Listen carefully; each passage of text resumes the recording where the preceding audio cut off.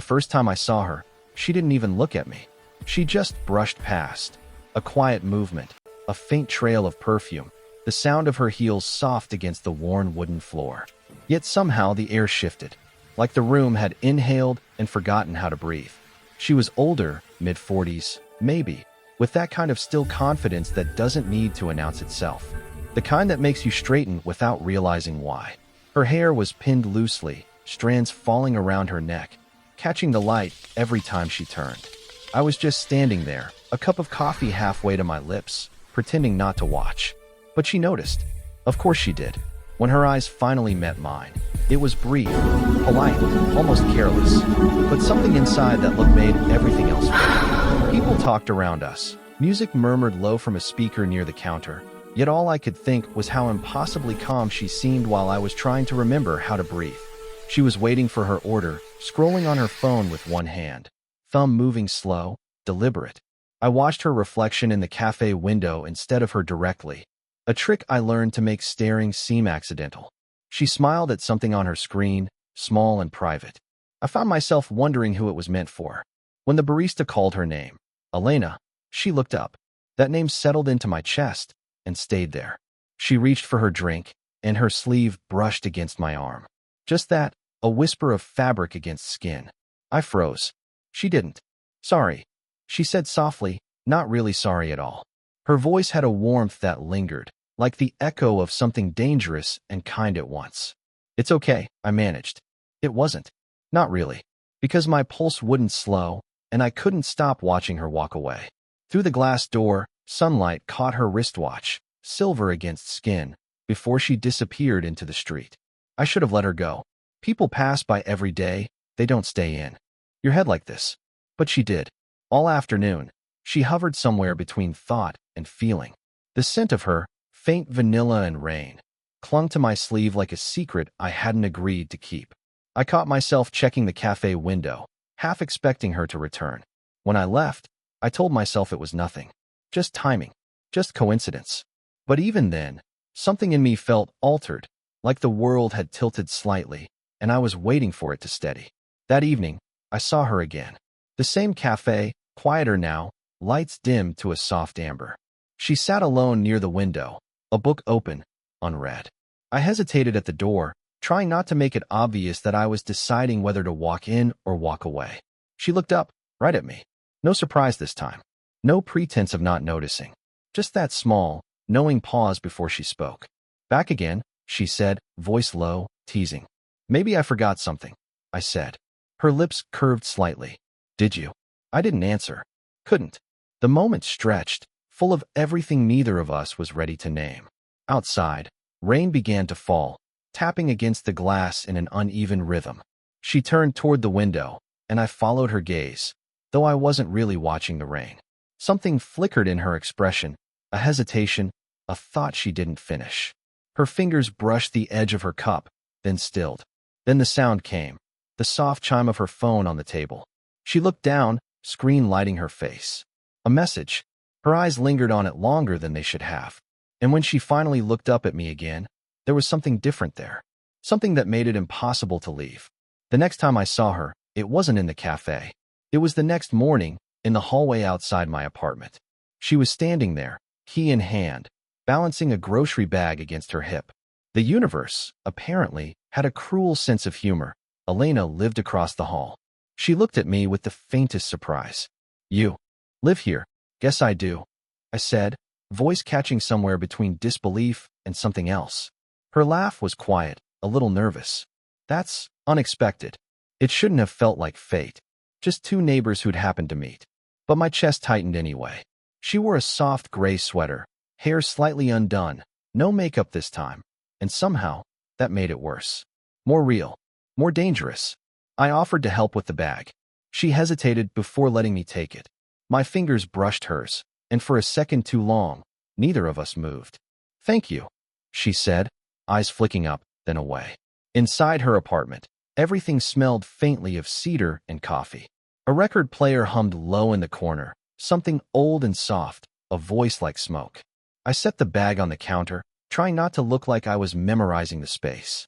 A framed photograph caught my eye, her with a man, smiling. older than me by decades. A ring on her finger in that picture. She noticed me looking. That was my husband, she said, voice even. He passed 3 years ago. I'm sorry, I said and meant it. She nodded once, like she'd learned how to make grief polite. People stop asking after a while. It's easier that way. I didn't know what to say. My own story wasn't dramatic, just quiet. A string of almosts. People my age who wanted noise when I needed silence. Maybe that's what drew me to her, that quiet. She poured 2 glasses of water, setting one near me. You're what, 24? 26. Her brow lifted, amused. Still too young. Too young for what? She didn't answer. Just sipped her water, eyes on the window. The pause between us thickened, full of things neither of us dared touch. She was old enough to know what would happen if we did. I was young enough to pretend it wouldn't matter. Outside, rain had started again, soft, steady. She reached to close the window, and when she turned back, she was closer than before. Close enough that I could see the fine line near her lip, the curve of her neck. You shouldn't look at me like that, she said quietly. How am I looking? Her breath caught. Like you don't understand what you're doing. Maybe I do. For a moment, neither of us moved. The only sound was the rain and the slow, careful rhythm of her breathing. She reached past me for a towel on the counter. Her hand grazed mine again, unintentionally. Intentionally, I couldn't tell. This time, she didn't pull away. Her fingers rested there, just a second, just long enough to feel like a promise she'd never make aloud. Then she withdrew, steadying herself with a small, practiced smile. Welcome to the building, she murmured. And before I could answer, she was already walking toward the door, the soft sound of her steps fading like a secret she wasn't ready to share. But the warmth of her touch stayed, quiet, impossible, and real. The days after that morning felt like walking through static. Every time I left my apartment, I half expected to hear her door open, that soft metallic click that made my pulse misbehave. Sometimes it did. Sometimes she'd appear in the hallway, keys in hand, pretending not to notice how close we passed. Once she paused. You're avoiding me, she said without looking up. I thought you wanted me to. Her mouth curved, half amusement, half warning. I didn't say that. She turned, hair brushing her shoulder, and for a second, I almost said something. Anything to close the space between us. But then she was already gone, her perfume trailing in her wake like a memory that refused to fade. That evening, I heard a knock on my door. 3 soft taps. When I opened it, she was standing there with a bottle of wine. Peace offering, she said. For the awkwardness. I stepped aside. You didn't have to. I know, she said, walking in. That's why it counts. We drank from mismatched glasses, sitting opposite each other on the couch. The lamplight made the air thick, heavy, like the room itself was hold. Its breath. She asked about my work, my plans, my family. I answered, but my words felt small beside her presence. Every time she leaned forward, I forgot the question. Every time she smiled, it landed somewhere between invitation and regret. Then her phone buzzed on the table. A man's name flashed across the screen, Daniel. Her expression changed. Subtle but enough. She turned it face down. Friend? I asked. She hesitated. My husband's brother, she said softly. He checks in sometimes. Thinks I shouldn't be alone too much. The words hung between us. I looked down, suddenly aware of the distance between our knees. A few inches that felt like 1,000 rules. She must have felt it too, because her voice softened. You shouldn't stay too late. I don't mind, I said. That's the problem. Silence settled. The music had stopped at some point, leaving only the hum of the fridge and the sound of rain outside. She turned toward the window, always the window, and when she spoke again, it was barely a whisper. Do you ever wish you could unmeet someone? Yes, I said. When she looked back at me, her eyes said me too. Something broke open in that quiet. She reached for her glass, our hands brushing. Neither of us moved. The space between fingers became a question. A small, trembling question. Then a sound, sharp, unexpected. The hallway door slammed. Voices outside. Someone laughing, too close. Elena pulled her hand back like she'd been burned. Her breath quickened. My neighbor, she whispered. She'll hear. I leaned back, pulse still racing. You're scared of being seen? Her eyes met mine, raw, unguarded. I'm scared of not stopping. For a heartbeat, we just stared. And in that silence, the distance between us felt paper thin. She stood abruptly, smoothing her hair, trying to find her calm again. You should go, she said. I hesitated. Elena, please. Her tone was steady, but her hand trembled slightly as she reached for the empty glasses. I stepped toward the door, the taste of almost still in the air. Before I left, I looked back. She was watching me, not moving, not smiling, just standing there in the half-light, the outline of her face soft and uncertain. When our eyes met, something unspoken passed, fragile, electric, dangerous, the kind of moment you don't recover from. I didn't see her for 3 days. The hallway stayed quiet, her door closed. No soft clicks, no faint hum of music through the wall. Just silence, the kind that starts to sound like its own language. I tried to keep busy, work, gym, anything that didn't involve waiting for the sound of her heels. But every time the elevator opened, I looked up. Every time a door shut, I listened too long. On the 4th night, I found her outside. The sky was heavy with clouds, the streetlights painting the pavement in pale amber. She stood by her car, struggling with the latch of her trunk. Elena, I said before I could stop myself. She froze, then turned slowly. You shouldn't sneak up like that. Sorry, I said. You okay? Her hands were trembling slightly. Fine. Just can't get this damn thing open. I reached past her, my fingers brushing hers as I lifted the latch. It gave way with a click. Thanks, she murmured. Her voice was low, distracted. She looked exhausted, or maybe just worn thin. I wanted to ask what was wrong. I didn't. Instead, I said, You've been gone. Busy, she said quickly. With Daniel. That made her look at me. You have no right to ask that. I know, I said. Doesn't stop me from wondering. Her breath caught, the kind that feels like a confession about to escape. You're too young to be jealous. I'm not jealous, I lied. Her lips parted, a sharp inhale, a flicker of disbelief. Then what are you? Stupid, I said, and trying not to want something I can't have.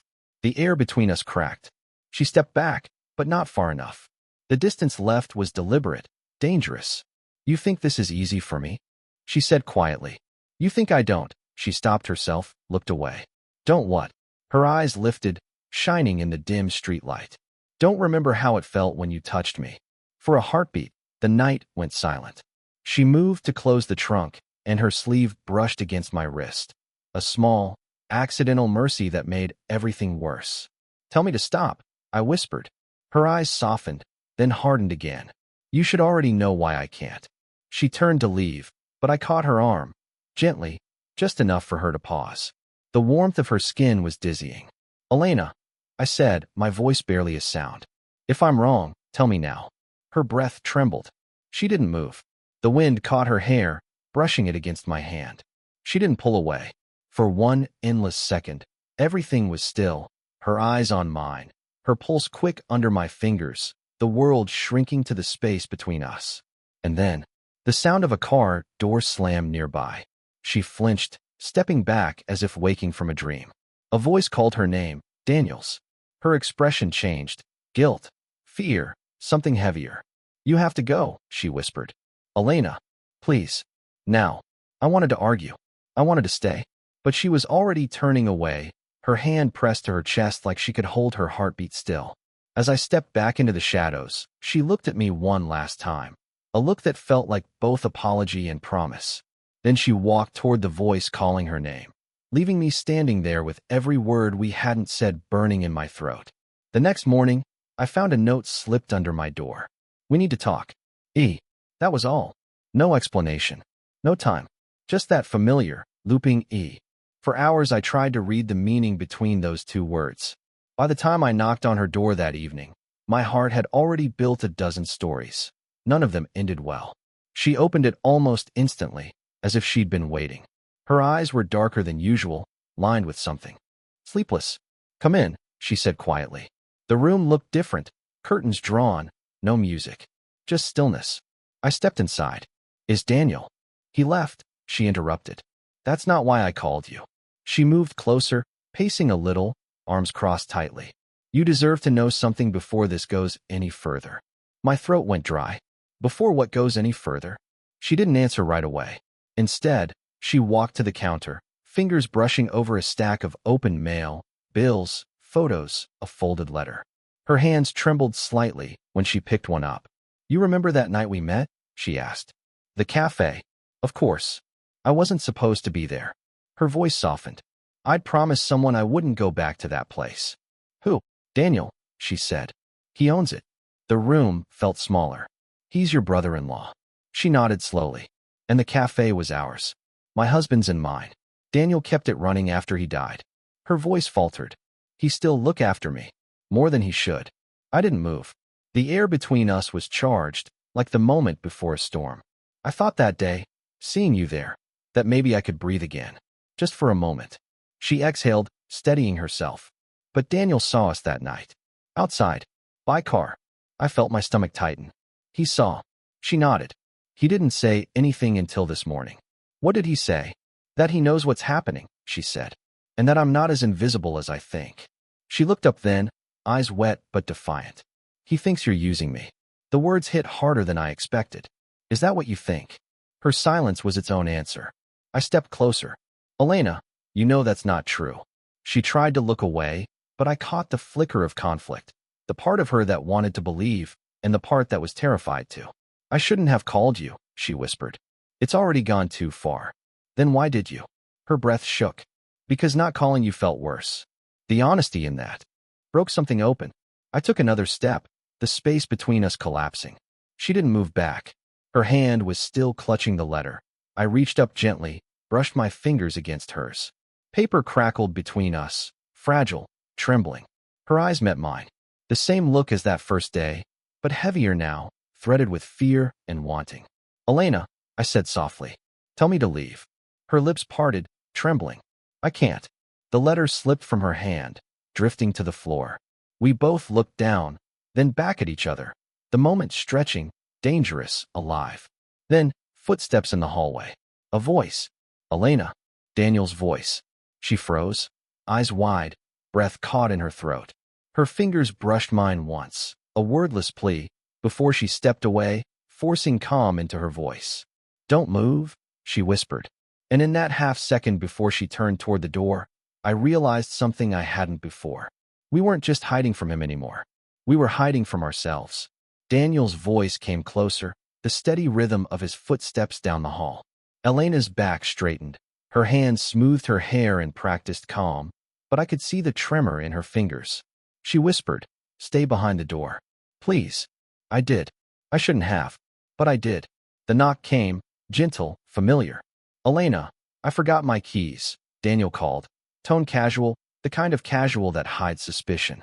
She opened the door just enough to speak through. They're not here, Daniel. Try the car. He hesitated. You sure? Yes, she said too quickly. A pause. Then his footsteps retreated, fading into the stairwell. When the sound was gone, she exhaled, a long, shaking breath that seemed to drain years from her shoulders. She leaned against the wall, eyes closed. I stepped out slowly. He knows. I know, she whispered. He's known for a while. Silence filled the room, thick and electric. The rain outside began again, soft at first, then steady. Elena turned toward me, her expression stripped of the usual careful distance. This, whatever this is, it can't keep happening. Then stop me, I said. She didn't move. Her jaw tightened, but her eyes, they betrayed her. You think this is easy for me? She asked, voice low, trembling. I wake up every morning and remind myself not to think about you.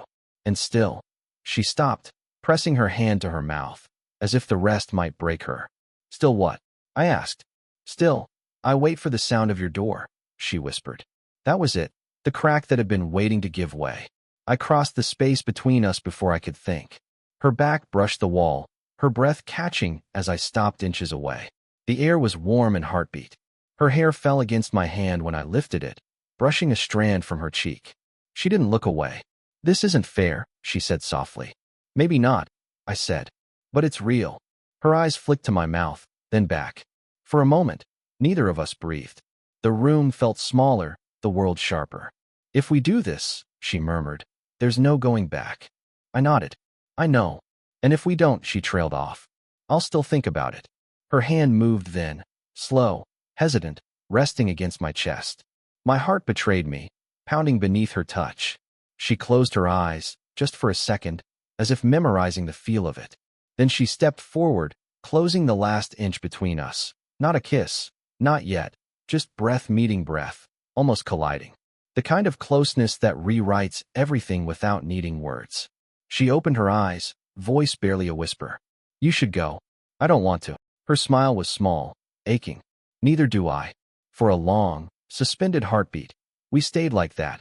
Her hand still on my chest, mine resting at her waist, the rain whispering against the window. And then she stepped back, breaking the spell. Go, she said again, softer this time. Before we can't. I nodded, even as my feet refused to move. When I finally turned to leave, she didn't follow. But her reflection lingered in the dark window, her hand touching the glass, as if she could still feel me there. And I knew, walking away wasn't the same as letting go. Not anymore. For days after that night, I didn't see her. Her blinds stayed closed, her door silent.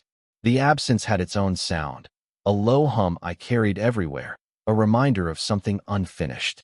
I tried to convince myself it was over. Maybe she'd made the right choice. But I kept hearing her voice, that whisper at the door, soft and breaking. Before we can't. On the fifth evening, I found her again. Not by accident this time. The cafe, hers, Daniel's, was closing for the night. Chairs stacked, lights dim. She stood by the counter, counting change that didn't matter, her hair falling loose from its clip. She looked up when the bell above the door chimed. Her expression shifted from surprise to something quieter. You shouldn't be here. I know, I said. But I had to be. She exhaled, shaking her head like she was already losing an argument she didn't want to win. What do you want me to say? Nothing, I said. Just don't pretend it didn't mean anything. Her fingers stilled over the coins. It meant too much. That's the problem. I stepped closer, careful, slow. The kind of closeness that asks for permission without words. Then let it mean what it does, I said. Her eyes lifted, and whatever walls she'd built began to falter. You make it sound so easy. It's not, I said. But it's honest. For a moment, she just looked at me, like she was trying to memorize my face in a light she wasn't sure would last. Then she sighed and set the keys down on the counter. You know, I kept thinking it was wrong, she said softly. Too late, too complicated. But every time I close my eyes, I see that moment outside, the one where I almost didn't stop you. Her voice cracked slightly. I haven't felt something like that in years. I moved closer, one slow step at a time, until we were inches apart. The hum of the refrigerator, the faint drip of a coffee pot cooling, everything else faded. She didn't move when I reached out, brushing a strand of hair from her face. My fingers grazed her cheek, and she leaned into it. Barely, but enough. Her eyes closed, and she whispered, If I start this, I don't know if I can stop. Then don't, I said. For a heartbeat, neither of us breathed. Then she leaned forward, resting her forehead against mine. No words, no distance left to protect. Just breath shared in the soft half-light. The world narrowing to warmth and skin and the sound of her heartbeat against my chest. It wasn't a grand declaration. It didn't need to be. It was quiet, human. Two people finally stopping their own denial long enough to exist in the same truth. When she looked up, her smile was small but certain. Stay, she whispered. And I did. The rain started again outside, gentle against the glass. Her hand found mine, fingers intertwining like something long overdue. At that moment, it didn't matter what waited outside the door. Guilt, gossip, time, they could come later. Right now, there was only the stillness of her breath against my skin, the softness of her voice saying my name, and the feeling that maybe, finally, we had both stopped running. Did you enjoy the story? What kind of stories would you like to hear next? More slow burn romances, forbidden love, or emotional second chances?